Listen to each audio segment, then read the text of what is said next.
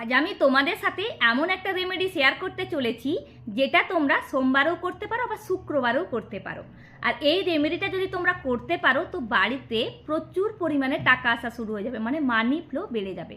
তো এই রেমেডিটার জন্য তোমাদের যেটা করতে হবে, তোমরা কি করবে, একটা কাঁচের বাউল নেবে। কাঁচের বাউলের মধ্যে তোমরা কি করবে, 7টা কয়েন রাখবে। যে কোনো কয়েন তোমরা নিতে পারো, 1 টাকার কয়েন, 2 টাকার কয়েন, 5 টাকার কয়েন, 10 টাকার কয়েন, যে কোনো কয়েন তোমরা রাখতে পারো। তো 7টা কয়েন রাখার পর তোমরা ওই বাউলটা চিনি দিয়ে ভরে দেবে। চিনি কি করে, শুক্রকে রিপ্রেজেন্ট করে। আর মেটাল, মানে যে তোমরা কয়েন রেখেছো সেই কয়েনগুলো তো মেটালের, আর মেটাল রিপ্রেজেন্ট করে মঙ্গলকে।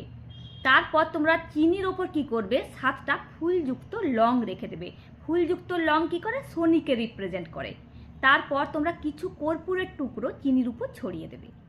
তারপর তোমাদের বাড়িতে যে মন্দির আছে সেই মন্দিরে তোমরা মা লক্ষ্মীর সামনে ওই বাউলটা তোমরা রেখে দেবে। দেখবে বাড়িতে প্রচুর পরিমাণে টাকা আসা শুরু হয়ে যাবে।